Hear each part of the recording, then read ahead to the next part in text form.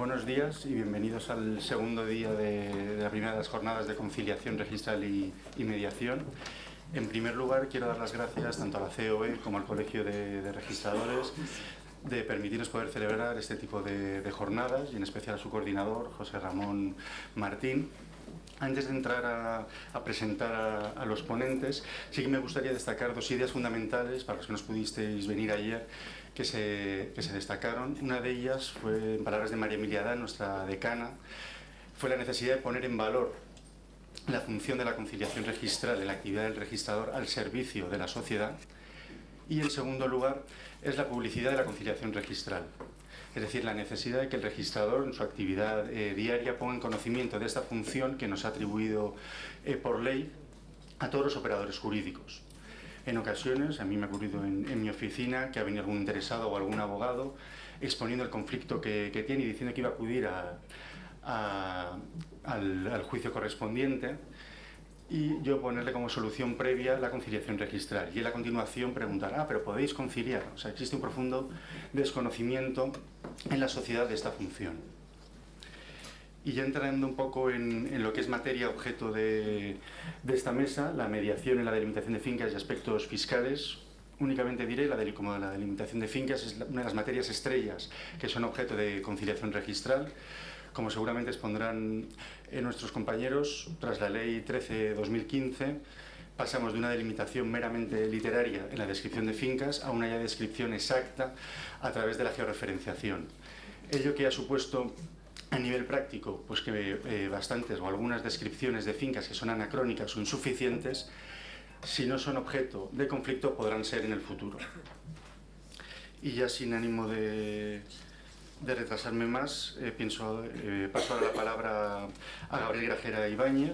Es registrador de la propiedad, es actualmente el director del Servicio de Bases Gráficas de la Junta de Gobierno del Colegio de Registradores, ha sido distinguido con la Cruz de San Raimundo de Peñafort, fue vocal de Bases Gráficas del Decanato de Valencia del Colegio de Registradores durante 12 años, ha sido también director del Centro de Estudios del antiguo Decanato de Burgos, ha impartido numerosos cursos y actividades en el ámbito de la docencia y sobre todo lleva más de 25 años trabajando en la coordinación del catastro y registro.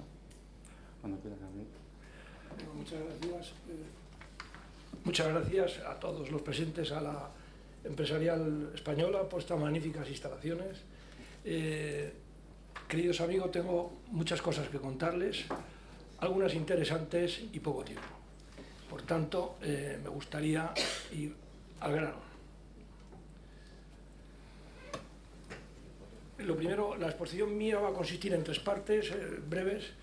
Una pincelada de la Ley 13/2015, que es el marco que tenemos actualmente para la inscripción de la representación gráfica de una finca en el registro. Una segunda pincelada en la cual tengo que hacer referencia a lo que es el procedimiento de conciliación que tenemos también hoy vigente en el marco registral. Y, en tercer lugar, supuestos ya concretos de posibilidad de conciliación, casos concretos y procedimientos en los cuales se está viendo esta materia. La Ley 13/2015 es establece un nuevo marco registral, es una ley confusa, sistemática, a los registradores se nos hace bola, porque tiene una serie de conceptos técnicos, como son el sistema de referencia, el elipsoide, el uso, la georreferencia, la precisión de la coordinada, la desviación típica, la que no es típica, en fin, una serie de historias tremendas que los que somos de derecho, pues la verdad es que nos llevamos muy mal con eso, pero estamos intentando convivir lo mejor posible. Intenta que la delimitación que entra en el registro entre de una forma coordinada con el catastro, que es un poco el eje central de toda esta materia. Sí, pero yo tengo también que hacer una cosita.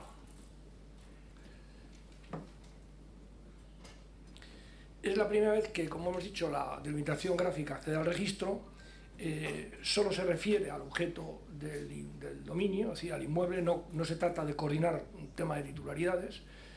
La cartografía catastral es la base de la representación gráfica de nuestras fincas registrales y solo se admite la alternativa de una forma subsidiaria para las modificaciones de inmuebles o bien cuando la catastral no se ajusta a la realidad física. Y en todo caso es importante destacar que el registrador debe pues, calificar la idoneidad de esa representación que accede en una comparativa con la descripción literaria, lo cual, pues, evidentemente, no siempre es fácil. La regla general también es que la inscripción es potestativa, teniendo en cuenta que esto es una facultad del propietario, el derecho de deslinde y la mejora de la precisión métrica que aparece en el catastro. Esto es importante destacarlo porque hay veces que la delimitación catastral no se ajusta exactamente y es el propietario el que tiene ese derecho a solicitar en cualquier caso, pues oiga, quiero mejorar la precisión métrica de mi finca y generar una representación alternativa, que tiene un trámite de inscripción diferente. Sin embargo, es obligatoria. Bueno, al principio todo el mundo estábamos, los que éramos del mundo gráfico e impulsábamos esta materia, muy descontentos, porque decíamos qué tacaña ha sido la ley realmente, ¿no?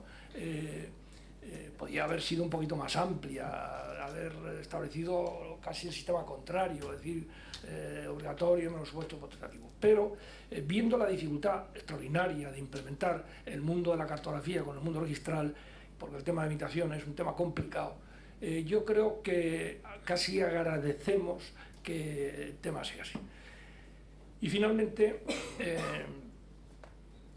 hay una cosa que a mí les quiero comentar, que son los supuestos obligatorios, que son las inmatriculaciones, las modificaciones físicas voluntarias de las fincas, es decir, las que se hacen en escritura pública, una segregación, una agrupación, las modificaciones que se hacen en expedientes administrativos de reordenación de terreno, una concentración parcelaria o como un expediente de reparcelación en suburbano, y a esto podríamos añadir las obras nuevas que consumen la totalidad de la superficie de la parcela, en la cual la delimitación de la huella de la edificación, que exige el artículo 202, coincide también, lógicamente, con el límite de la parcela.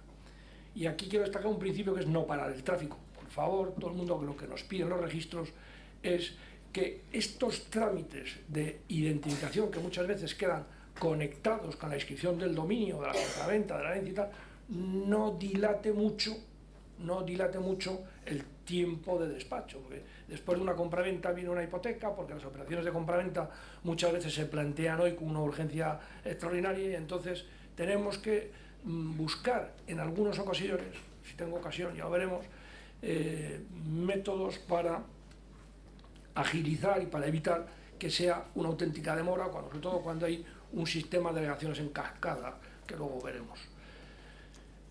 Yo ahora quiero enseñarles también cómo la ley prevé una herramienta que creo que es muy útil y con el tiempo lo será más, que es el visor gráfico. Es decir, todos los recintos que acceden al registro se publican en un geoportal, en un visor gráfico, y se publican tres cosas. Esto que ven aquí es una alerta de un recinto, es decir, es un recinto que ha entrado en el registro y con el cual se va a trabajar. Esto que ven aquí es una alerta de publicación BOE, está en moradito. Yo es que casi desde aquí no lo veo, espero que ustedes lo vean mejor, pero yo mis ojos ya en color moradito, y estos son las que se publican, por ejemplo, los casos de inmatriculación o notificaciones infructuosas. Y finalmente tenemos los recintos inscritos, es decir, esto es una parcela catastral que ha sido objeto de inscripción gráfica tras las notificaciones oportunas. Bueno, aquí entramos en una cosa que se llama la conciliación. Quiero dar una pincelada rápida de lo que es el procedimiento. Se regula el artículo 103 bis de la ley hipotecaria, que ustedes ya tienen, supongo que ayer les hablarían de este tema. La competencia funcional se atribuye a los registradores de la propiedad mercantil de bienes muebles, pero en general también puede intervenir, está encomendada también a los notarios, ya hoy a los letrados de la Administración de Justicia. Competencia territorial, sí o no. Bueno, pues esto es un tema abierto, es una herida que sangra, hay opiniones para todos los gustos. Yo conozco de los 4 juristas insignes, en este momento de 5, estamos 3-2, yo soy el 2 de los que dicen que debe haber competencia territorial. Primero, porque el que conoce bien las fincas es el registrador del territorio. Segundo, porque si luego tengo que inscribir lo que es acuerdo va a ser mucho más fácil y no existe oposición de intereses por una sencilla razón, porque yo lo que estoy inscribiendo es un acuerdo concreto sobre limitación de la finca que es de los interesados, no nada que yo realice distinto del documento que me presentan las partes. Y en tercer lugar, porque para la jurisdicción voluntaria, en sede judicial, la ley de jurisdicción voluntaria del 15 también prevé la competencia territorial. En cuanto a la competencia material, tenemos 3 puntos fundamentales, que son hechos o actos inscribibles en el registro de la propiedad mercantil o bienes muebles. Punto número 1, tiene que ser una materia inscribible. Punto número 2, se excluye lo que no sea las materias indisponibles para las partes, lo cual, como veremos, nos aleja del dominio público, que es fuente de muchos conflictos que tenemos actualmente, pero ahí no podemos intervenir. Y finalmente, la exclusión expresa también de la materia concursal. La finalidad es obtener la avenencia, el acuerdo entre los interesados para evitar un pleito, y el resultado positivo o negativo se documenta o formaliza en el registro mediante una certificación. No voy a entrar aquí porque tengo solo un tiempo a entrar en el fondo de si la certificación se inscribe o lo que se inscribe es el acuerdo. Yo creo que esto es un tema más formal que otra cosa. Evidentemente lo que se inscribe es el contenido de la certificación en cuanto recoge, documenta un acuerdo. Pero tengan en cuenta que en materia del 199 ese mismo acuerdo puede documentarse mediante simple instancia privada, por lo cual no tendríamos mayor problema. Es que tengo que ir a la vez sincronizando una cosa y la otra, porque eso no lo veo. La naturaleza es un contrato transaccional del artículo 1809. Los efectos son evitar el pleito, inscribir la delimitación gráfica acordada por los interesados. De acuerdo con el 1816 del Código Civil, tiene valor de cosa juzgada entre partes, pero no puede afectar a terceros distintos, pero una vez practicada la inscripción, tiene los efectos propios del sistema registral, los efectos propios de esta inscripción. Se formaliza, como hemos dicho, en una certificación que hace el propio registrador, que es un documento público que tiene fuerza probatoria, que no tiene fuerza ejecutiva.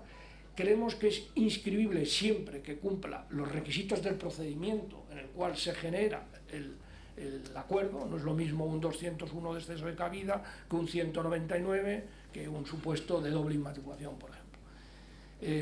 Y el contenido de la certificación, pues a mi juicio debe recoger fundamentalmente el acuerdo, pero también el contenido del acuerdo. Luego ya se puede hacer por remisión a documentación o a ficheros que queden identificados en la certificación, pero en la certificación tiene que venir ambas cosas, que existe un acuerdo y cuál es el contenido. Vale, voy yendo a sincronizar esta materia. Ahora entramos en la cancelación, análisis de distintos supuestos. Sí, vamos a poner requisitos como conciliación registrada, aquí, competencia y aquí.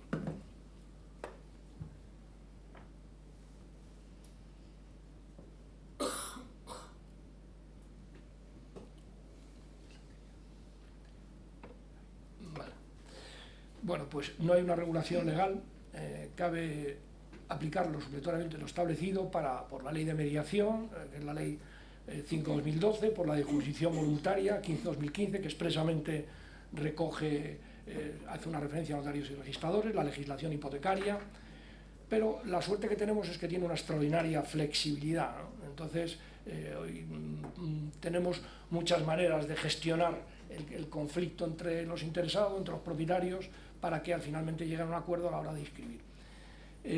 Aquí quiero hacer una cosa, es la diferencia entre el puro asesoramiento y el procedimiento de conciliación, porque nosotros hacemos muchísimo asesoramiento en el registro y esto es una práctica frecuente y prácticamente, yo diría que diaria.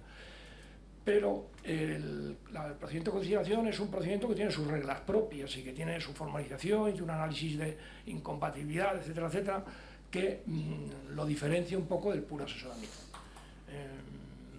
Yo recomendaría, como ha dicho antes Fernando Llopis, mi compañero, y como el señor árbitro, perdón, y como dijo ayer la decana María Emilia, yo recomendaría que en algunos casos se pase del asesoramiento al procedimiento de conciliación, porque es la manera de no dejar muertos, en vía muertas, situaciones que muchas veces es bueno que terminen, que se formalicen y que lleguen a resolverse. En la iniciación, pues muy flexible, basta el escrito o la petición de cualquier interesado por escrito, hay que darle entrada oficial al registro, hay que calificar toda la documentación, la competencia, la incompatibilidad, y luego aquí tenemos un problema que a lo mejor me detengo un poquito, que es la posible intervención de los causamientos de los titulares registrales. Me explico, el artículo 199 exige que las alegaciones se efectúen por los titulares registrales, pero hay veces que las personas que hacen alegaciones lo que dicen es, oiga, este era mi padre o este era mi abuelo y yo lo que tengo es pues una escritura de herencia y una compraventa, yo soy el propietario, pero no soy el titular registral, bueno, pues por las razones que sean. Sí es cierto que este tema hasta ahora mismo, en la Dirección General, que yo sepa, no ha habido resolución sobre esta materia. Y es un tema interesante. La verdad es que yo creo que hay que ser, por una parte, estricto en cuanto a las personas que tienen esa legitimación, tienen que ser titulares registrales, pero también, como la finalidad es evitar un pleito, si al registrador se le puede aportar y él puede ver que efectivamente la cadena de titularidades se respeta, podría admitir esa conciliación entre los dos propietarios, entendiendo que, bueno, pues este señor puede inscribir posteriormente. Es decir, si vamos a evitar un pleito, a lo mejor no vamos a pedirle que inscriba si tiene que aportar un documento que es complicado de aportar. Antes es posible gestionar ya pero no deja de ser una opinión personal. Esto de aquí que va al revés, naturaleza, todo. Bueno, pasando ya a los supuestos más frecuentes de los que tenemos nuestra intervención, serían los siguientes. En primer lugar, el marco, artículo 199 de la ley hipotecaria, tanto en el número 1 como en el número 2, es decir, inscripción de gráficas catastrales como de gráficas alternativas. En segundo lugar, se plantean también en los excesos de cabida, porque cuando se tienen que notificar a los colindantes registrales, pues muchas veces al notificar se generan gente que va al registro, que formula alegación porque le están invadiendo su propiedad.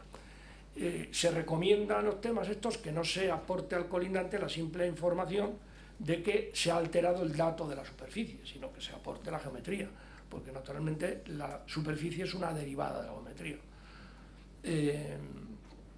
Luego tenemos también, yo he tenido bastantes casos, bueno, bastantes no, pero algunos sí, en procedimientos de doble inmatriculación, y casi todos generados por actuaciones urbanísticas, casi todos.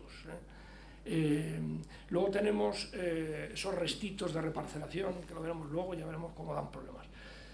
Y luego nos encontramos mucho cuando hay anomalías cartográficas, del tipo de falta de contraste, de discrepancias geométricas, desplazamientos o la integración económico-catastral de parcelas en el catastro, que luego veremos más, con un poquito más de detalle. Y esta es una numeración ilustrativa, evidentemente, y puede haber muchísimos más supuestos.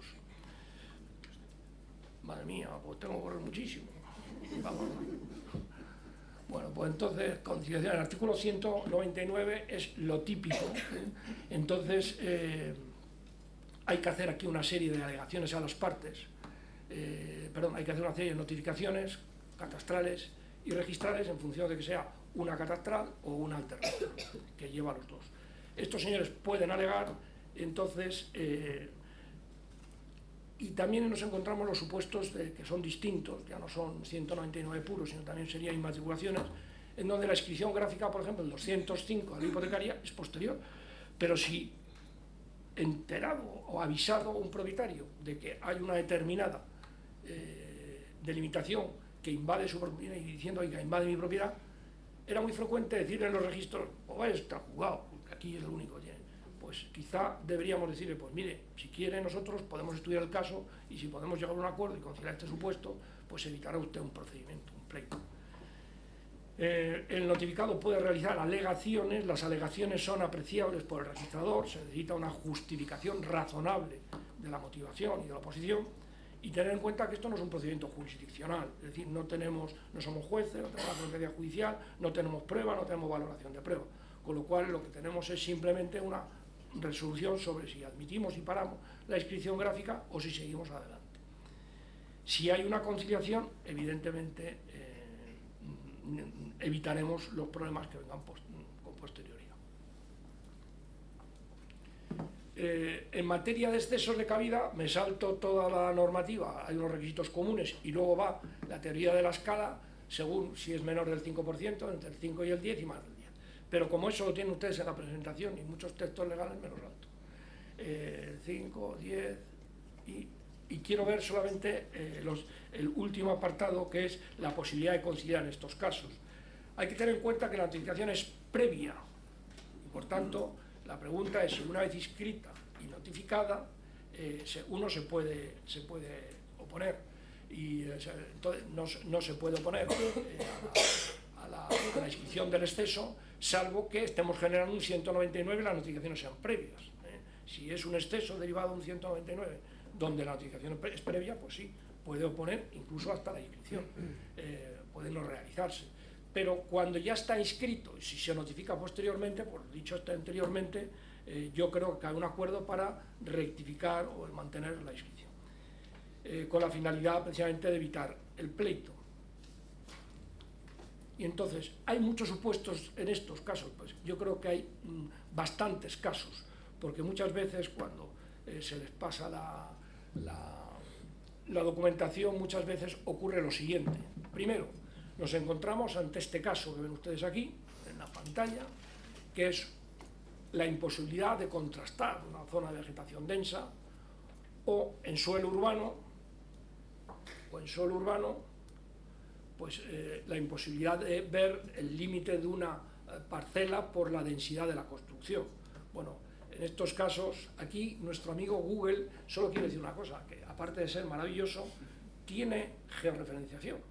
Lo que pasa es que tiene un sistema de referencia distinto del oficial. Entonces lo que hay que hacer es una transformación, pero no es muy difícil. O sea, le podría llegar a casar esto sobre otra cartografía vectorial. Esta es la casita que veíamos al principio. Mira, si lo retrataremos aquí al principio y vemos ahí ese recintito amarillo, vemos que esto al final se traduce con Google, se traduce en esa casa, con lo cual nos da una imagen magnífica de este tipo de cosas. ¿Qué hacemos con las faltas de contraste? Pues inscribimos la catastral, salvo que haya problemas, y en definitiva, como se notifican a los colindantes, se notifican BOE, más el geoportal, etcétera, etcétera, si no hay acuerdo, esto lo que pasa es que normalmente terminan en deslindes. ¿Por qué? Porque si no hay hitos, mojones o elementos físicos que diferencien unas propiedades de otras, pues va a ser difícil. Terminan casi todas en deslinde. Luego tenemos las discrepancias en la configuración perimetral o discrepancias geométricas. Aquí tienen un caso real. Bueno, aquí ha habido un supuesto de el recinto amarillo es el catastral y el recinto moradito es el fotointerpretado. ¿Qué es lo que se hace en estos casos? Lo primero que estamos haciendo es pedirle al propietario que ratifique el recinto. Oiga, ¿está usted de acuerdo de que esa porción de naranjitos del vecino que usted se está tragando es suya? La mayor parte de las veces, joder, ya se me ha ido el tiempo, madre mía. Bueno, pues...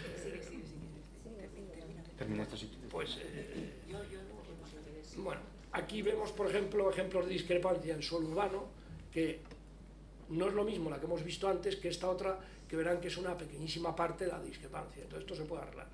Y esto, en definitiva, lleva a un procedimiento de alteración catastral, ¿vale? Y esta alteración catastral sí que es una materia típica de conciliación, porque hay veces que es muy poquita la diferencia, incluso estamos dentro de las tolerancias.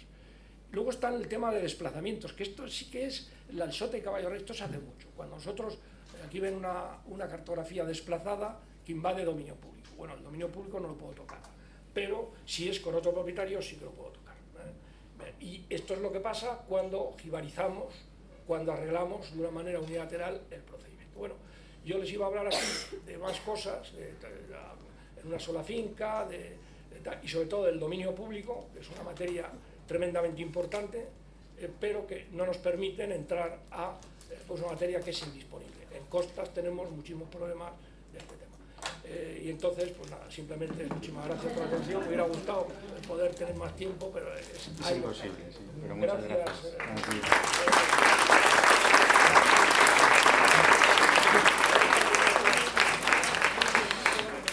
No te preocupes, Gabriel. Muchas gracias por la exposición. Paso a presentaros ahora en segundo lugar a Nieves López Galera. Es ingeniera técnica en topografía desde 1997, trabajando en temas catastrales desde el 99.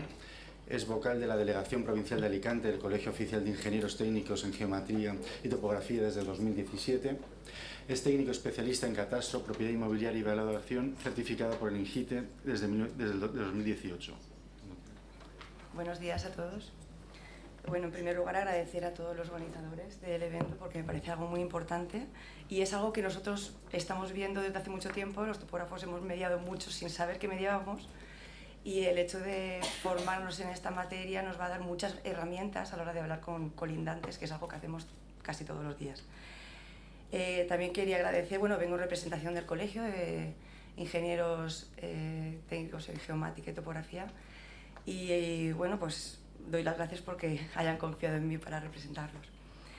Bueno, yo voy a contaros un poco lo que nos encontramos nosotros en el día a día de nuestro trabajo y es un poco el pasado, presente y futuro de lo que estamos viendo. El pasado es que nos encontramos que un cliente viene y nos trae pues, una cartografía catastral que se parece en algo, poco o en nada a lo que él considera que es su terreno y nos dice, esta es mi parcela, yo no coincide nada, no sé por qué el catastro está mal, si en mi catastro pues intentamos explicárselo. Luego también algunos vienen con un proyecto topográfico que hicieron en 1980, pero que en ese momento, pues como se llevaban bien con los vecinos, ellos midieron, pero no tienen la firma de colindante ni tienen nada. Nos sirve a nosotros para saber que esa parcela ya se midió, pero no tiene una firma que corrobore que realmente se midió por donde se debía.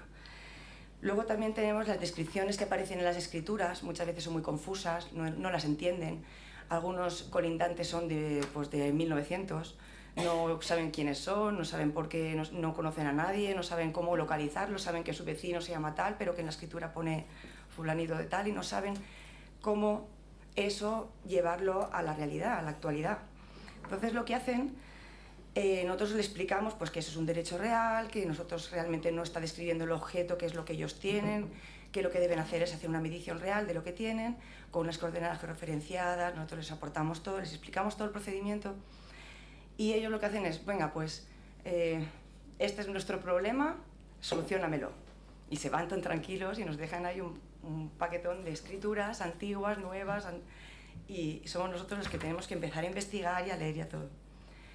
En el presente, ¿qué es lo que nos encontramos ahora? Pues ahora tenemos la Ley 13/2015, que en parte nos ha solucionado bastante el problema porque ya tenemos ahí dos posibilidades. Tenemos la representación gráfica alternativa georreferenciada, que para nosotros es muy importante, el hecho de que nosotros podamos aportar un plano con coordenadas y que esto llegue a un registro. Antes nosotros lo hacíamos, pero no llegaba a registrarse. Se quedaba pues, en que el señor se lo guardaba en su cajón y ya está. Entonces, ¿qué ocurre? Tenemos la RGA, podemos tener un conflicto de mediación, o sea, podemos llegar a una mediación y luego llegamos a la coordinación. O podemos tener otra posibilidad, que la ley también lo permite. Tenemos una cartografía catastral que por inmatriculación o porque el propietario considera que está correcta, por ahorrarse a lo mejor el tener que medir, es correcta, más o menos se parece a lo mío. Podemos tener un conflicto ya sobre la cartografía catastral, de una mediación, se acepta la cartografía catastral, coordinamos, pero podemos tener un conflicto posterior, porque si algún colindante en algún futuro decide medir, llevaba a ver que algo que se coordinó realmente no era donde él pensaba que estaba. Entonces, estamos dando paso a unos conflictos futuros, a pesar de haber coordinado, lo que conlleva un nuevo gasto de medición, un nuevo gasto de volver a coordinar, un nuevo gasto de conflicto con el vecino porque tú coordinaste, me diste consentimiento y ahora me estás diciendo que realmente estábamos todos equivocados. Y la palabra georreferenciación, que es la base para mí de la Ley 13/2015, para nosotros como técnicos. La georreferenciación se basa en que tenemos que utilizar unas coordenadas UTM y un sistema de referencia TRS-89. Esto, según los reales decretos, están desde 1970 y 2007, como estábamos viendo.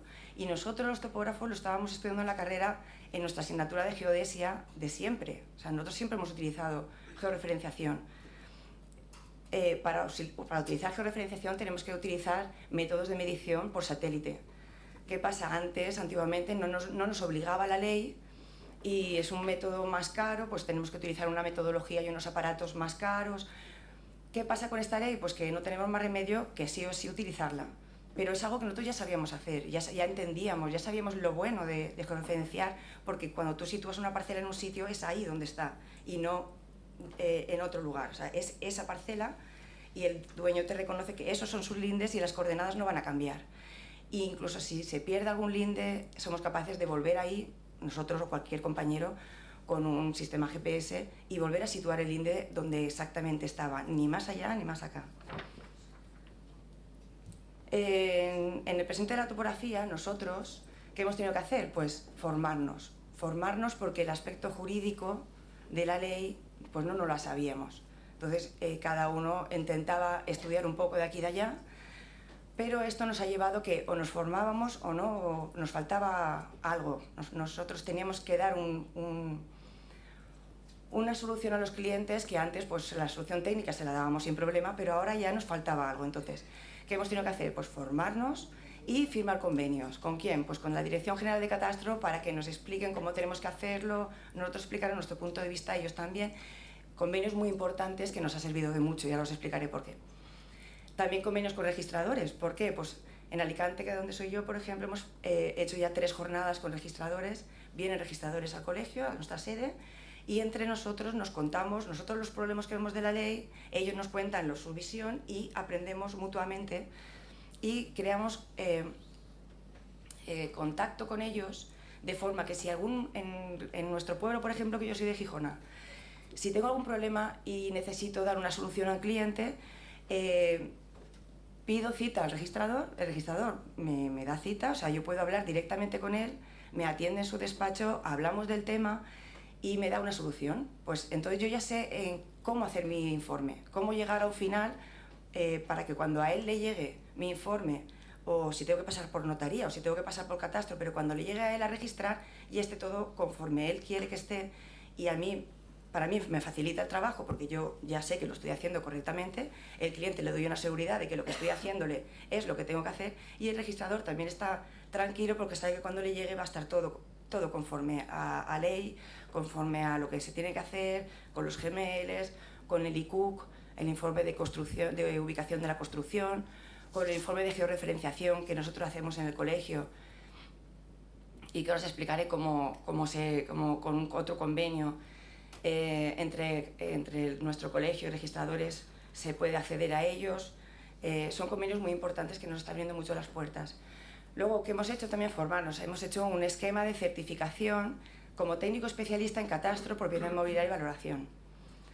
Este convenio, el convenio de registradores, que es el que he puesto aquí, que es interoperabilidad entre las plataformas de visado de nuestro colegio. Cuando nosotros hacemos un trabajo lo visamos, y los registradores podéis entrar a nuestra plataforma y descargaros todos nuestros informes. El informe que hemos redactado, que a lo mejor tienen 20, 30 o 40 páginas explicando por qué hemos medido, cómo hemos medido, a qué conclusión hemos llegado. Podéis ver por qué un lindero está aquí y no está allá, por qué hemos hablado con un vecino. Podéis descargaros los IQ, como os decía, para que cuando tengáis que hacer una declaración, el cliente tenga que hacer una declaración de obra nueva, ya aportamos los GMLs de la construcción, aportamos las coordenadas, sabéis dónde están, no tenéis que teclearlas como me decía un registrador. Es que mi mayor problema son las declaraciones de obra nueva, porque me traen un listado de coordenadas y me toca estar ahí. Pues nosotros en nuestro informe incluimos los GML, que directamente los podéis volcar, incluimos un informe de georreferenciación de edificación en el que sale el plano de la parcela, el listado de coordenadas, quién es el peticionario de ese informe, qué técnico hemos hecho el informe. O sea, lo podéis descargar todo y a lo mejor en un informe de 3 páginas lo tenéis todo. El informe de validación catastral, si es positivo, también está, si es negativo, también está, y en nuestro informe de georreferenciación de parcela justificamos el por qué es negativo. Puede ser porque invadimos dominio público y no podemos hacer otra cosa, tiene que ser negativo sí o sí, pero justificamos el porqué. Entonces, para vosotros también yo creo que os facilita también la labor a la hora de analizar nuestros trabajos, hasta qué grado de precisión tenemos o no a la hora de poder inscribir cualquier base gráfica. En la formación, el técnico especialista en catastro propio de mobiliario y valoración es un esquema de certificación conforme a la norma UNES 17024, está avalado por el INGITE y es un organismo acreditado por la ENAC y en el que ha formado parte, y forma un comité de expertos en el que está la Dirección General de Catastro, los registradores de España, el Consejo General de Abogacía, el IGN, nuestro colegio, por supuesto, el INGITE y algunas universidades.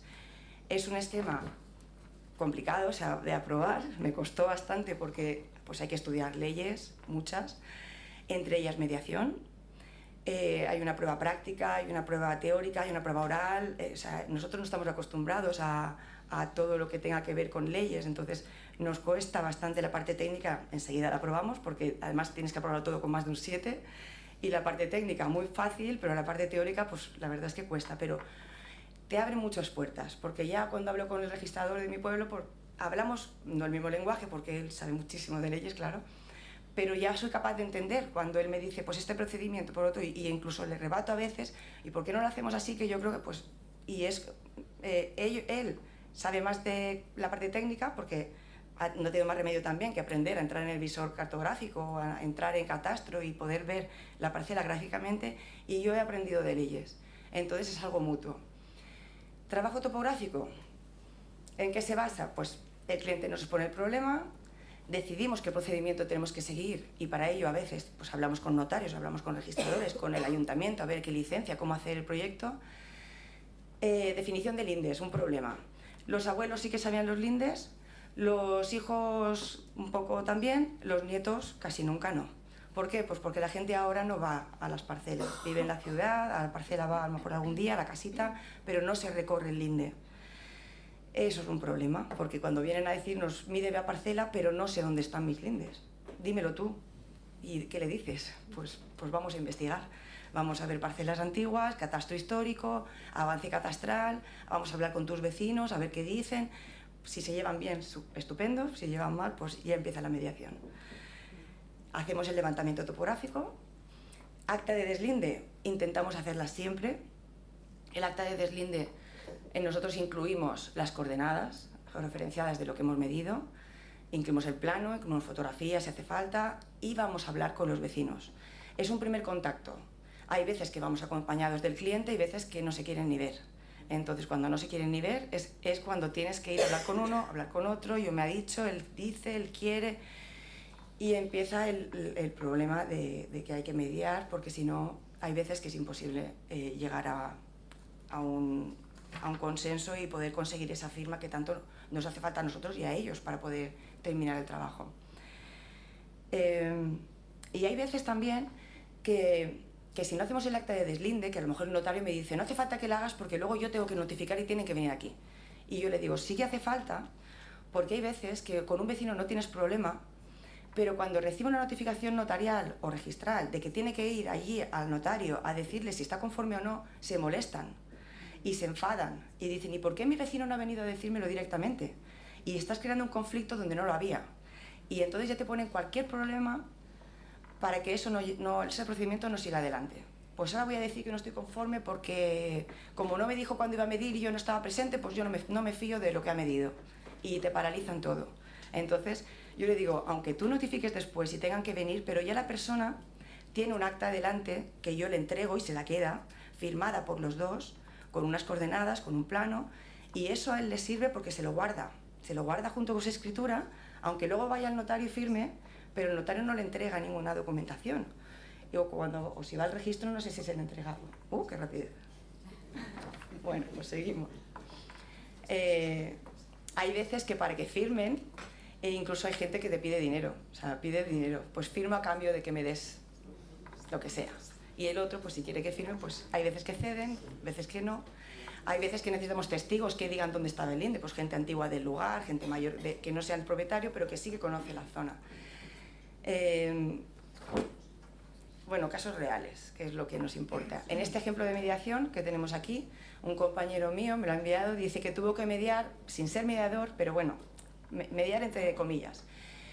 Empezó uno pidiéndole que midiera y vio que era un caos catastral, o sea, no coincidía nada, y al final tuvo que hablar con 10 vecinos diferentes, hacer 10 mediciones diferentes para poder cuadrarlo todo, de forma que cuando esto llegó al registro todos estaban conformes, todos sabían que el plano estaba bien hecho, todos sabían cuál era su terreno y llegó sin ningún problema. Entonces se lo ocurrió bastante, tuvo que hablar con muchos, tuvieron que ceder entre ellos cosas, pero él los convenció de que era lo mejor para todos y se consiguió.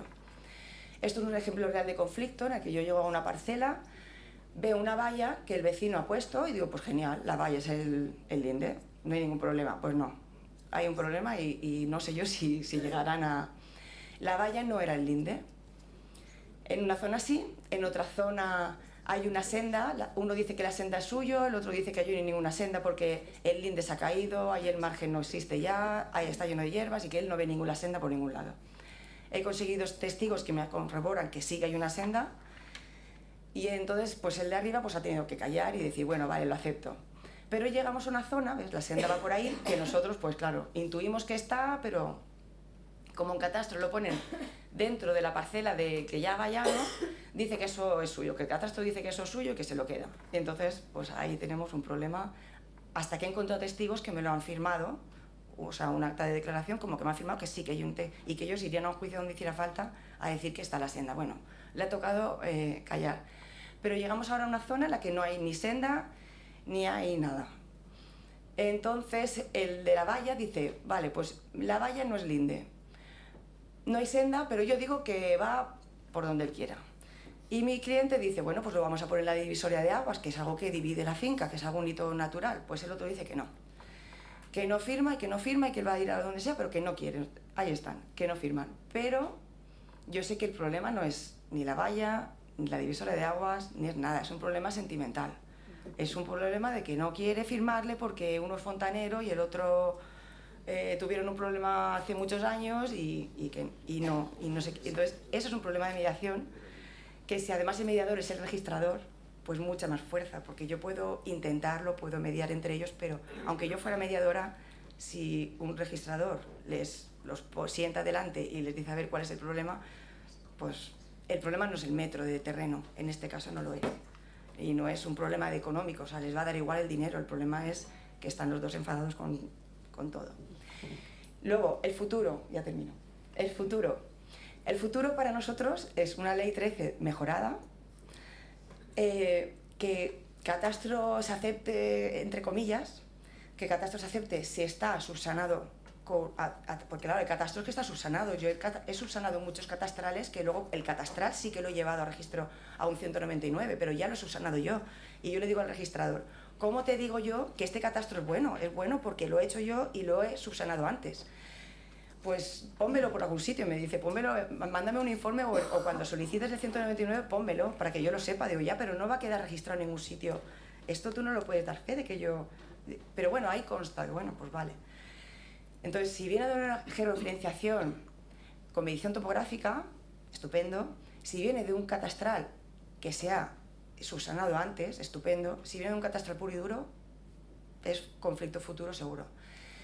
Luego, después de eso, mediamos si hace falta, coordinamos. Y otra cosa que estaría súper bien es en la descripción de la escritura un poquito más detallada, que no sea un parrafito así donde pone tanta superficie, linda con este, con este, con este. Pues si se explica un poco los lindes, si es linda con caída de aguas, linda con valla, linda con ríos, linda con camino, pues mucho mejor. Un poquito. Y luego, por último, algo que nos encanta es un convenio último que hemos firmado con Catastro en el que nos dicen que en ciertos casos en 15 días nos tendrán los trabajos los subsanados. Eso es lo que nos han dicho. Está todo en pruebas. Yo estoy deseando que llegue a mi zona porque quiero probarlo. Solo en el caso en el que consigamos que todas las firmas, que todos los vecinos nos firmen. Entonces ahí necesitamos hacer mucha mediación nosotros, o mediadores profesionales como registrador, para que cuando llegue al catastro todos nos hayan firmado. Entonces nos ha dicho Catastro, poneros las pilas, aprender a mediar, conseguir las firmas de todo el mundo, y cuando vengan aquí y veamos que está todo correcto, como nosotros queremos, y además las firmas de todos, en 15 días arreglado. Esperemos que sea verdad y que eso lo podamos ver, para que cuando llegue al registro esté todo, se pueda hacer un 199, pero ya definitivo, coordinado, sin problemas futuros, y que ya la gente tenga una plena conciencia de que lo que han hecho y el dinero que se han gastado y lo que les ha costado conseguir eso sea para siempre. Y muchas gracias.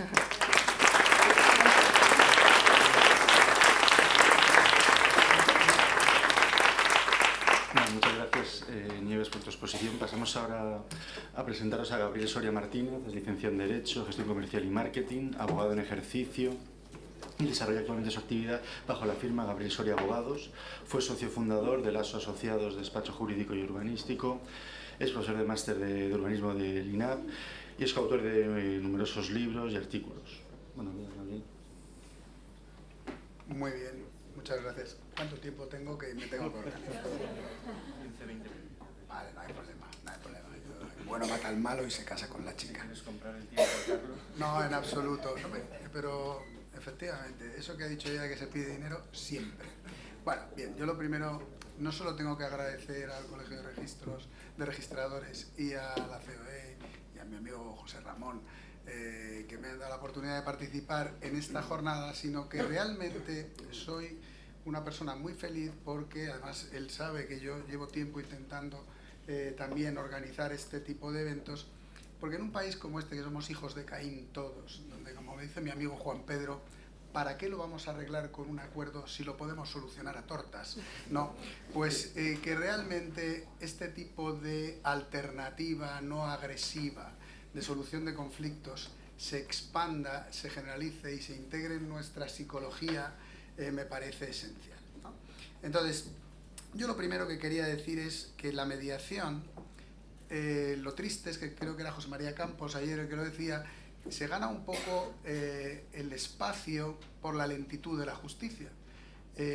Yo reto a cualquiera que esté aquí a que supere el récord que tengo yo de un pleito única instancia, no hablemos de recursos. Empezó en el año 2000, la sentencia en el año 2018. Tribunal Superior de Justicia de Madrid. Y además nos invitaron a llegar a un acuerdo, lo cual en ese caso era deleznable.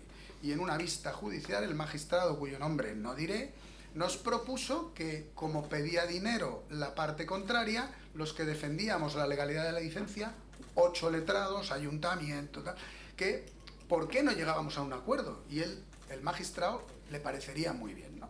Claro, yo que soy bastante chulo, todo el mundo callado allí, y me levanté y dije, yo defendía a la promotora. Y yo dije, no, aquí estamos para defender la legalidad urbanística. Bueno, quiero decir, esto de la mediación tiene su espacio.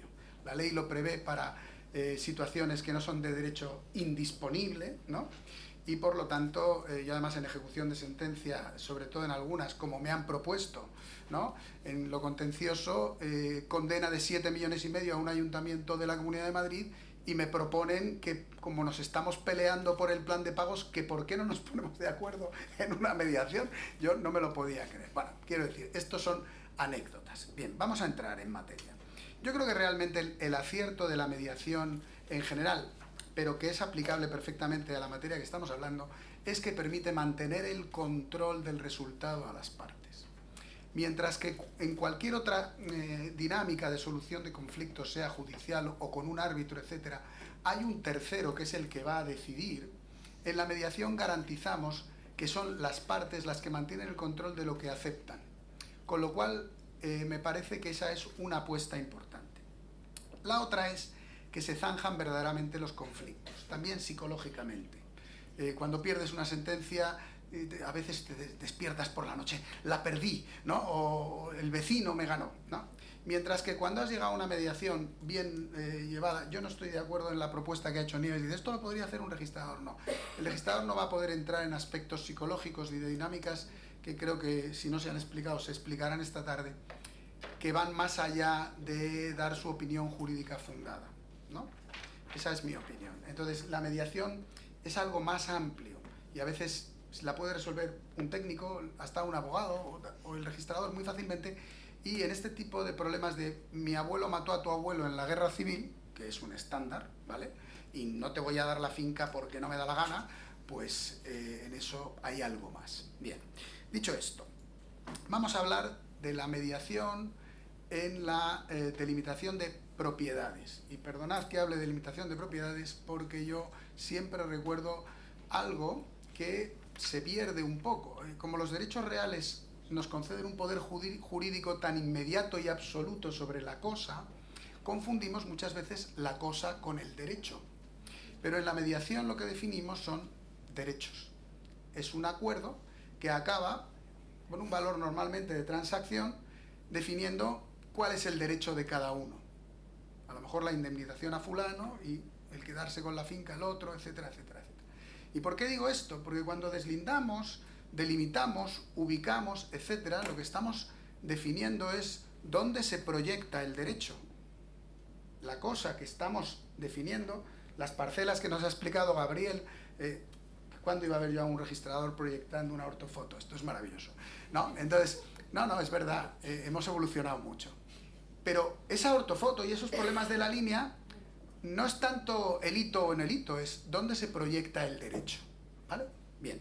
Entonces, yo creo que para mediar y para llegar a una solución adecuada en un conflicto de este tipo, en general en todos, pero en lo que yo intervengo, hay que partir de un principio básico de realidad, no solo el de no disponer de lo indisponible, etcétera, todos esos que da la ley, sino un principio de realidad. Y ahí es donde a mí me encanta la propuesta de la conciliación registral, y lo he comentado antes de empezar aquí y lo comparto ahora con todos. Vamos a ver. Si hay algo que puede ofrecer el registrador, yo también creo que debe ser el de la demarcación, ¿vale? O sea que yo como un outsider digo, lo lógico es que sea el de la demarcación, ¿no? Si algo se puede aportar desde el registro es la figura de la capacidad y solvencia técnica y la depuración de la solución jurídica, pero también una notable presunción de imparcialidad. Yo soy abogado, cuando escribo libros, dictámenes, etcétera, soy como si fuera registrador, pero cuando soy letrado soy un mercenario. Si tengo que defender a la administración, la defiendo, si tengo que atacar a la administración, la ataco, y yo siempre, yo como soy católico procuro no mentir, pero sí oculto la verdad, que no es mentir cuando no me conviene.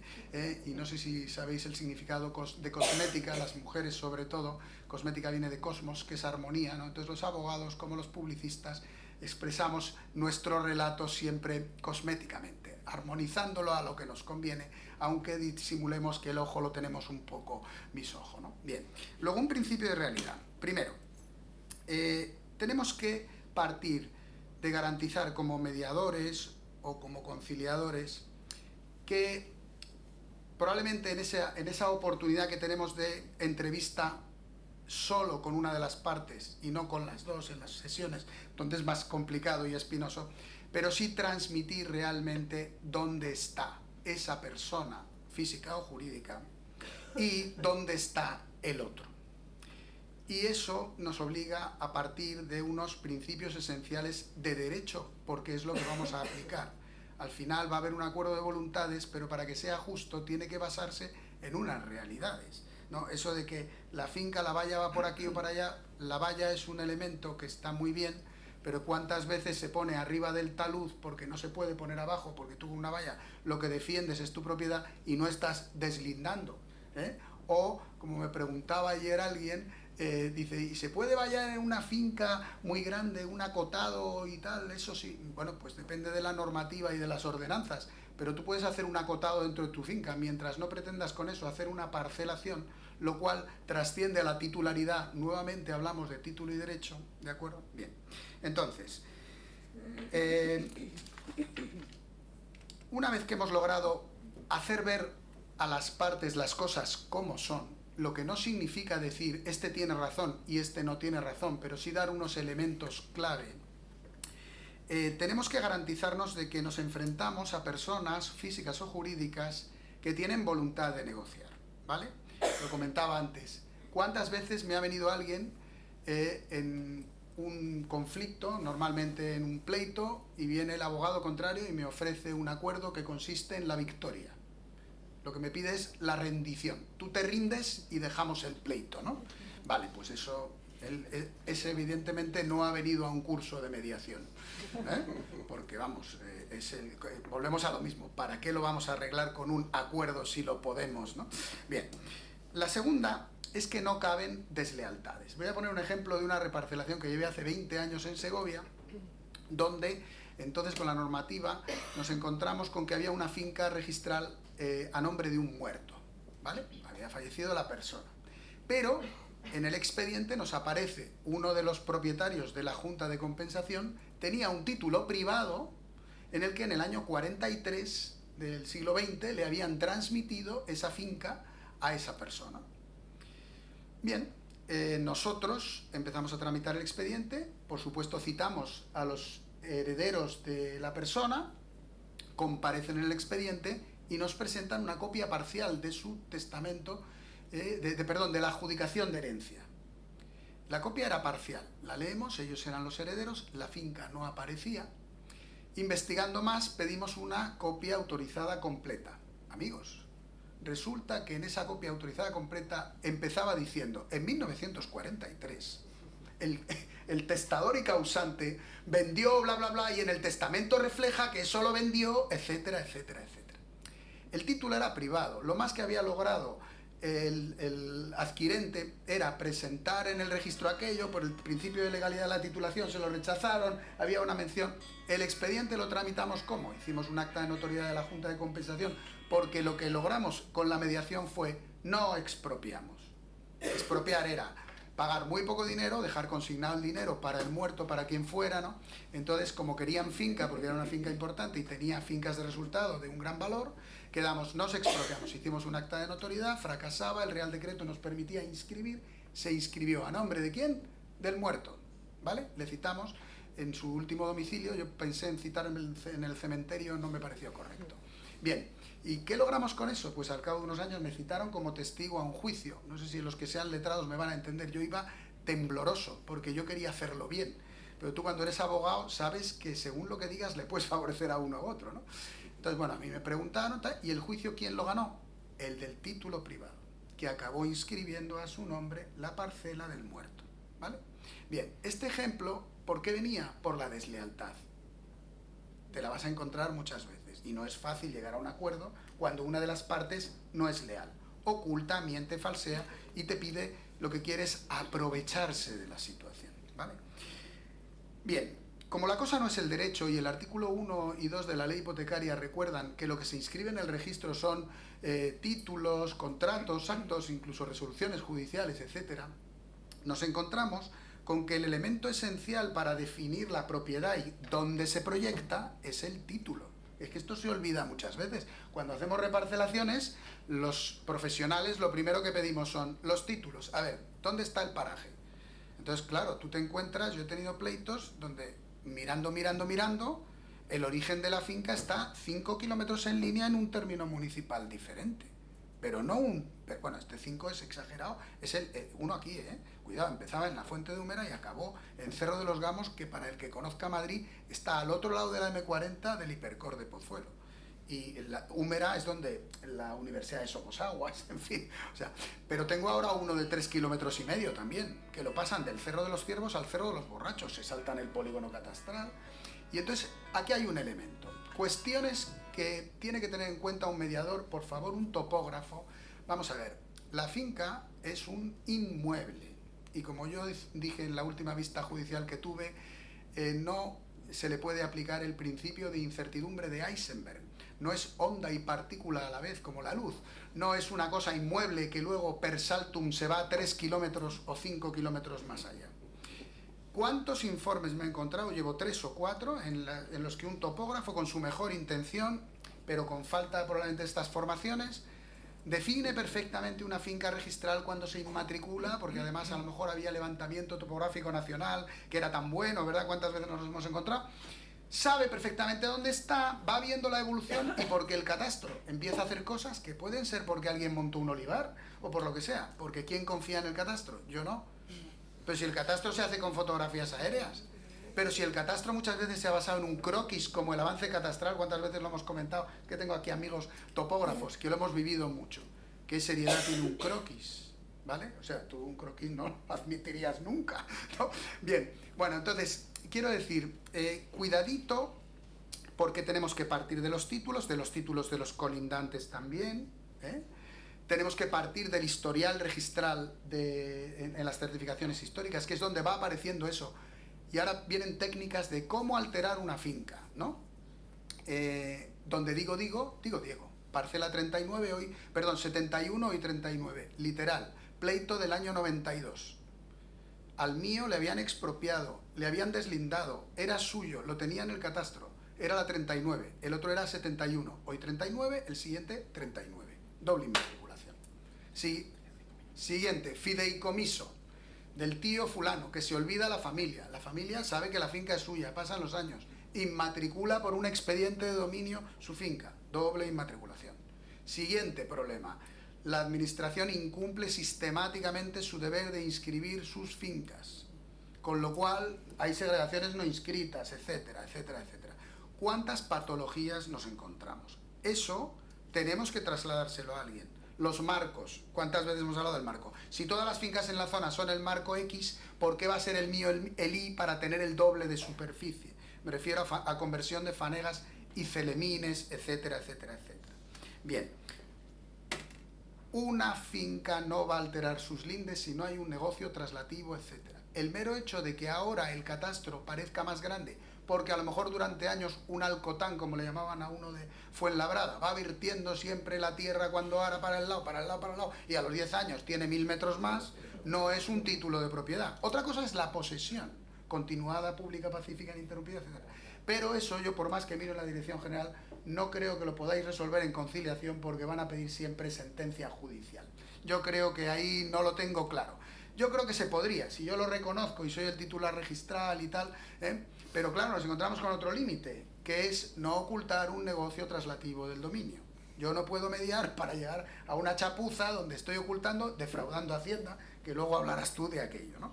Bien, luego entonces, estoy terminando ya y soy un tío estupendo, ¿vale? En las reparcelaciones, concentraciones parcelarias, en las expropiaciones donde aparece el alacrán debajo de las piedras y nos encontramos con los problemas. Porque las fincas muertas desde 1912, esas no dan problema ninguno, ¿vale? Bien, con lo cual, para resolver los problemas de mediación, vuelvo a lo mismo, cuidado, garanticemos la voluntad de las partes, etc. No dudemos en utilizar psicología, todas las técnicas de las que luego se hablarán. Y cuando vamos a plantear la realidad, reconozcamos el derecho, pero utilicemos los medios que nos permiten, los medios técnicos, la información registrada, títulos, tal, los planos de deslinde. Por cierto, luego podríais hablar un momento de las casas cueva, que nadie ha mencionado. Cuidado con las casas cueva y su georreferenciación en el eje Z, etc. Lo digo para luego abrir debate. Habéis hablado de la utilidad del Google Maps. Hay una aplicación que lo que pasa es que ahora cuesta dinero y ya me he borrado, pero se llama gulzoom.es, que es maravillosa. Cruza catastro, y entonces esa es la con la que hay que trabajar. Y los hitos, elementos físicos del terreno, etcétera. Y brevemente yo cité la ley de la gravedad en un pleito cuando alguien presentó un plano falso y un arroyo subía 30 metros contra la ley de la gravedad. ¿Vale? Eso es muy importante. Eso no se lo podemos vender como una propuesta trasladable a un tercero. Así que, y termino ya con ¿qué? Con dos cosas. Los testimonios de los colindantes o de los vecinos de la zona, muy importante. En un pleito que yo tenía para corroborar un lindero que se había identificado, decía, pero no obstante, aquí dice que es la finca Los Pollos. ¿Esto qué será? Fueron a preguntar y los viejos les dijeron, sí, hombre, los pollos, es que fulano y mengano tenían un negocio de pollos. Fulano y mengano eran el lindero que se había confirmado. Y por último, ejemplo de acuerdo con la Iglesia Católica. Porque es que esta es una anécdota divertida. Tenemos una doble inmatriculación con la Iglesia Católica.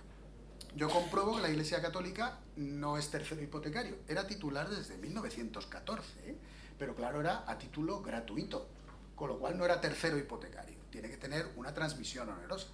El nuestro tenía la cadena de sucesión. Y era un problema de esos del famoso fideicomiso, Y de esas famosas situaciones en los patrimonios grandes familiares, ya termino, de las herencias, etcétera, donde vas dando las fincas y hay un día dices, anda, me he equivocado, di esta por ese suelo, ahora tengo que generar otra, o ¿qué pasó con la finca del tío fulano? ¿No? Bien, total, que aparece la doble inmatriculación, vamos a hablar, y me dice el secretario del vicario, dice, bueno, nosotros llevamos 2000 años de existencia, podemos estar otros 2000 años con el pleito. Mira, nos salimos con una depresión, no, yo decía, pero si se lo hemos explicado. Entonces, voy a hablar bien de la Iglesia, quizá porque soy católico, porque a los 2 días me llamó el abogado y me dijo, oye, me he estudiado tu escrito, tenéis razón, ¿vale? Entonces, encima el mío cogió y dijo, bueno, pues yo voy a hacer una donación, hicimos un acuerdo, no hubo la mediación típica, fue un acuerdo transaccional, ¿no? Se hizo una donación, se cerró aquello y se canceló la finca, con una instancia, etcétera, etcétera, etcétera, ¿vale? Bueno, con esto termino, muchas gracias,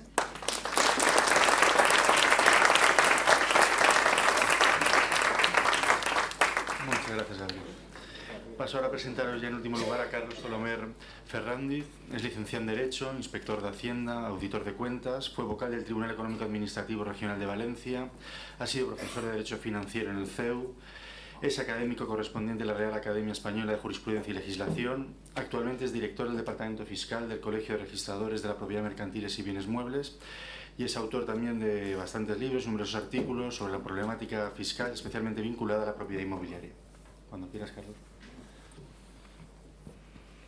Bien, muchas gracias en primer lugar a Fernando por la presentación, a José Ramón, al Colegio de Registradores, la COE, Convivencia, Promediación y a todos ustedes, a todos vosotros por venir a pasar un rato y comentar algunas cuestiones.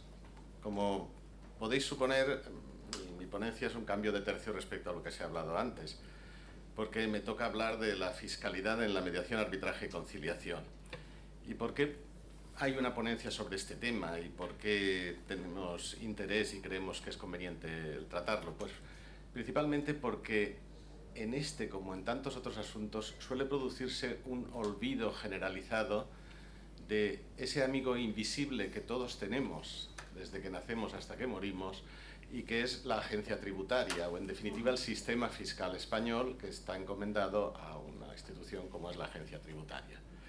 Este olvido con nuestro amigo invisible produce que se disgusta si no cumplimentamos con sus obligaciones y por lo tanto conviene recordarlas en cualquier materia porque la misión de la agencia tributaria en cumplimiento de la normativa fiscal es la de estar al tanto, de apreciar, de observar todos los fenómenos que se producen en el mundo jurídico o social para captar en su caso la capacidad económica que se pone de manifiesto. Eso no quiere decir que siempre que se aprecia por la agencia tributaria o por el sistema fiscal una capacidad económica conlleve el desembolso de unas cantidades con el nombre de impuestos o de tributos. No siempre, en ocasiones contempla una capacidad económica mermada y en ese sentido incluso puede ser favorable. Lo digo para que no nos deprimamos pensando que es que solo vamos a hablar de todo lo que nos corresponde pagar. Pero cuando la agencia tributaria o cuando el sistema fiscal contempla la mediación, arbitraje y conciliación, ¿qué es lo que ve? ¿Qué es lo que estudia? Pues se encuentra con varios puntos en los que aparece una capacidad económica evidente que merece ser grabada. Así lo encuentra, por un lado, en los mediadores, árbitros y conciliadores por el simple hecho de su remuneración. En esta ponencia me he permitido hablar conjuntamente de árbitros, conciliadores y mediadores porque desde el punto de vista fiscal existe una identidad casi total, con algunos matices que iré explicando. Aparte de la capacidad por la propia remuneración del trabajo que se desempeña, también existe un interesante análisis, a mi modo de ver, de la capacidad desde el punto de vista del gasto efectuado por quienes acuden a la mediación, arbitraje o conciliación. Es un gasto que tiene una relevancia económica y que se puede plantear el tema de su deducibilidad. En tercer lugar, también se aprecia la existencia de una posible capacidad económica por el mero hecho de documentar un acuerdo y finalmente por la ejecución de dicho acuerdo. En definitiva, pues, el orden que voy a seguir muy sintéticamente es el de analizar cuál es la fiscalidad, primero de los sujetos activos, los mediadores, árbitros y conciliadores, después de los sujetos que acuden a la mediación y finalmente de la documentación y ejecución que se produce a su finalización. Dadas las la obvia presión del tiempo, lo que vamos a hacer es una exposición puramente sintética. Cualquier persona que quiera con mayor detalle conocer la ponencia la puede solicitar al propio organismo organizador, Inmaculada López, y se la facilitó sin ningún problema. Comenzamos por ver la fiscalidad de mediadores, árbitros y conciliadores. Pues básicamente hay que tener presente unas ideas muy sencillas. Hay 3 grandes impuestos que afectan a los mismos: el IAE, o Impuesto de Actividades Económicas, el IRPF y el IVA. Desde el punto de vista del impuesto de actividades económicas, es un impuesto, digamos, de segunda división, porque no cuesta dinero, porque todas las personas físicas en principio están exentas.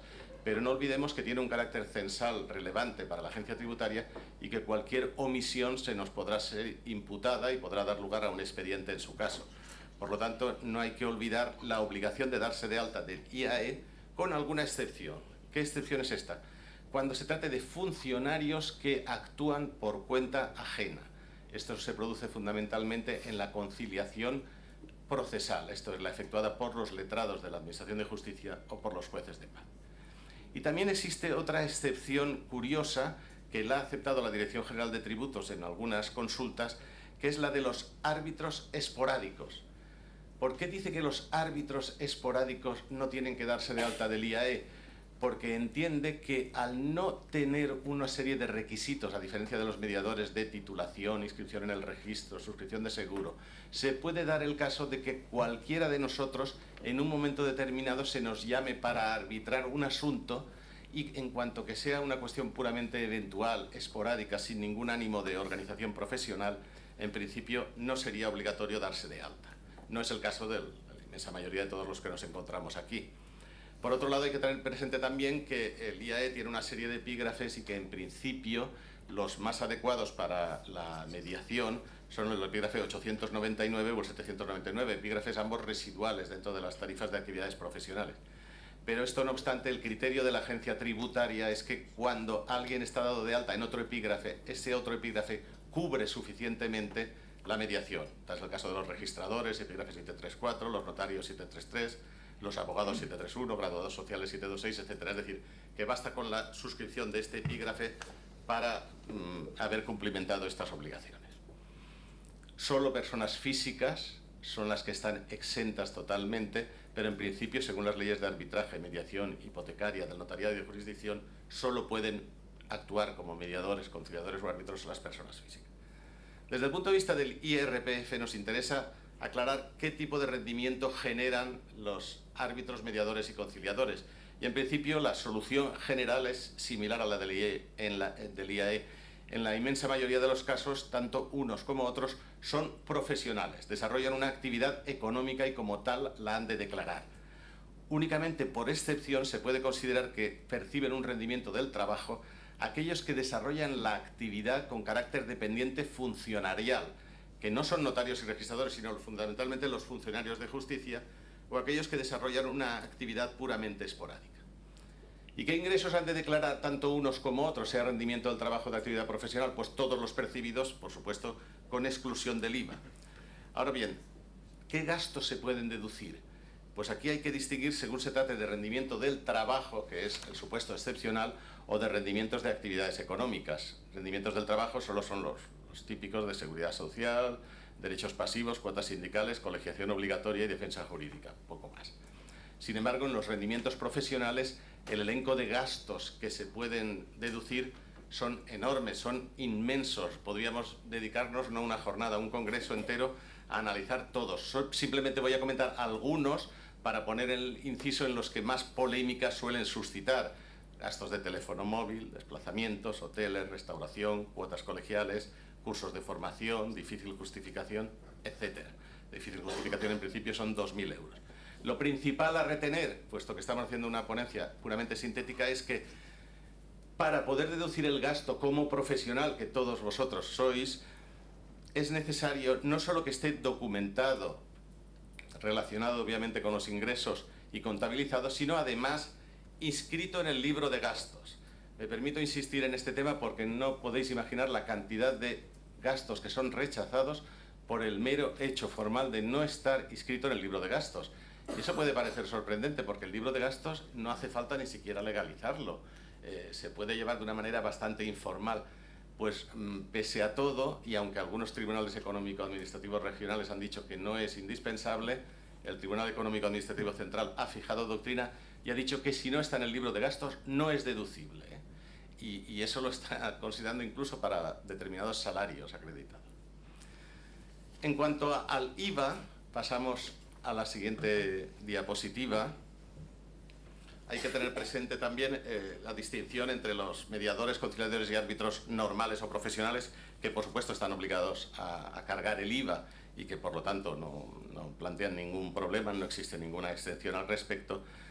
Y sin embargo, la Dirección General de Tributos ha admitido que no esté sujeto al IVA cuando sea prestado por el famoso árbitro esporádico, la persona pues, que en el conflicto de la cena de Navidad dice pone paz.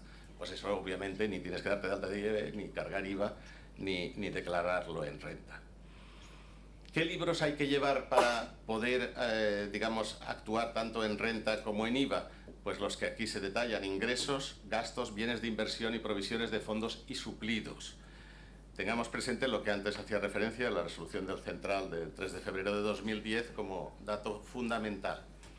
¿Cómo se han de llevar los libros? Los libros se han de llevar, pues, típico de los libros contables, sin enmendar ni tachaduras, con la corrección de los errores, etcétera, etcétera. Se pueden llevar, por supuesto, por sistemas informáticos sin el menor problema, y sobre todo nos interesa destacar, insisto, la relevancia. Muchas veces la gente dice, bueno, ¿qué más da? Si total lo tengo en el ordenador. No.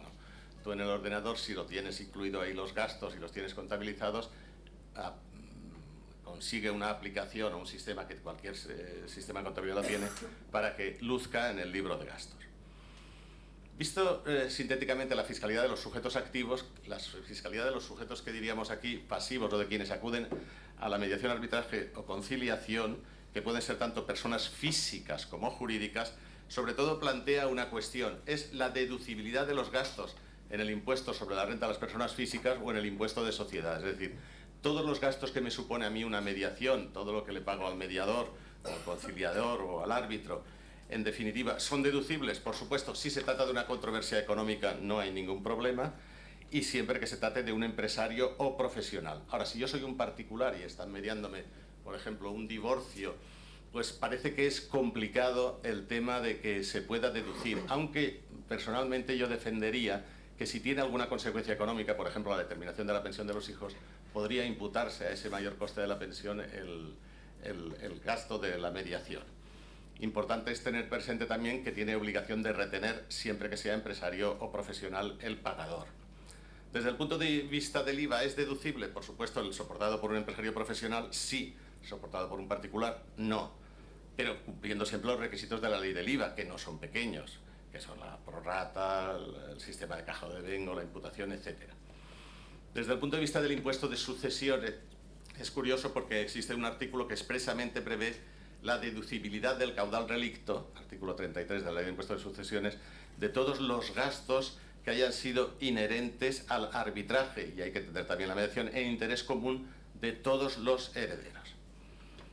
Seguimos avanzando y la siguiente, antes la llamábamos filmina, ahora me han dicho que eso queda muy de cuéntame, pero digo, la siguiente diapositiva es la tercera y cuarta pata de esta silla que vamos explicando, que es la fiscalidad cuando finaliza la mediación.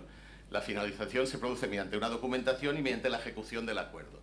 En cuanto a la documentación, es muy importante señalar que el único tributo que en España existe que grava la documentación, como tal documentación, es el impuesto de actos jurídicos documentados. Tiene unos requisitos y entre ellos, a los efectos que nos interesan, hay que destacar el que es necesario que se trate de una escritura o acta notarial para su devengo. Por lo tanto, solo en el caso de que exista escritura, que se produciría en el caso de la conciliación notarial, sí que sería obligatorio satisfacer actos jurídicos documentados, no así en el caso del laudo, acuerdo, certificación, decreto del letrado o auto del juez de paz.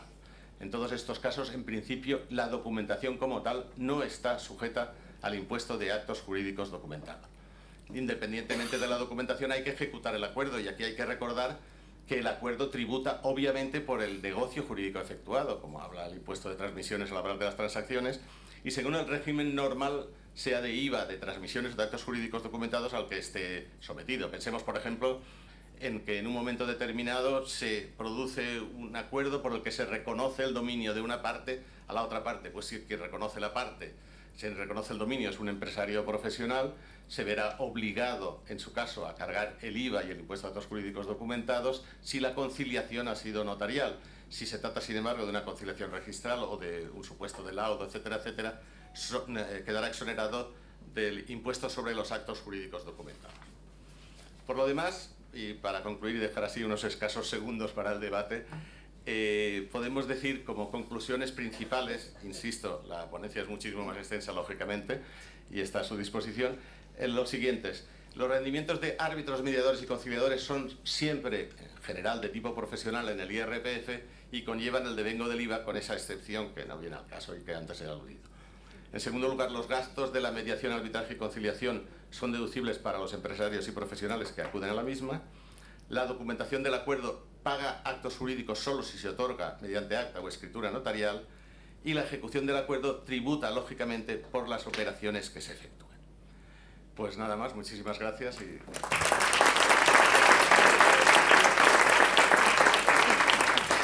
Muchas gracias, Sheila. Has clavado el tiempo. ¿Da tiempo a un turno de preguntas, José Ramón? ¿Un turno de preguntas? Sí, unos minutos, si hay alguna duda puntual. Si no, pues vamos a seguir.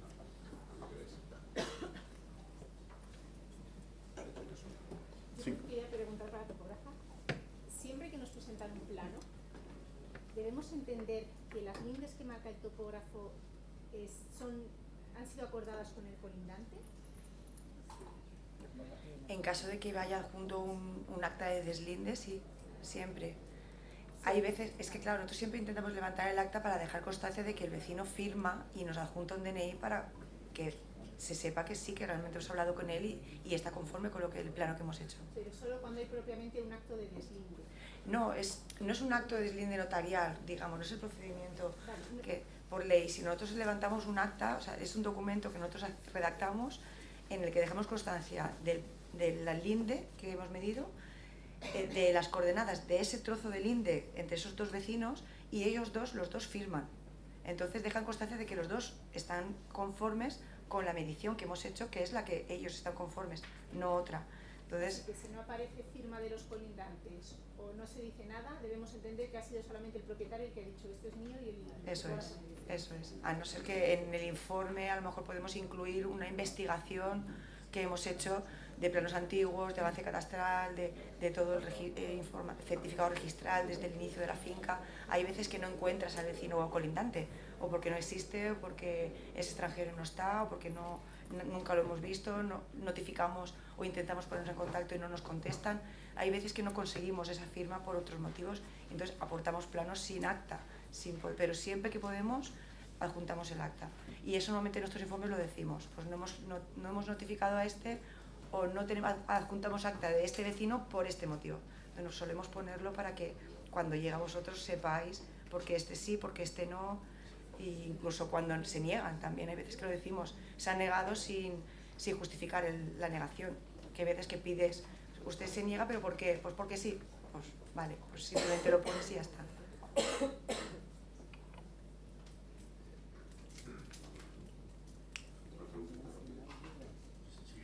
Lo de las casas cueva que habéis dicho.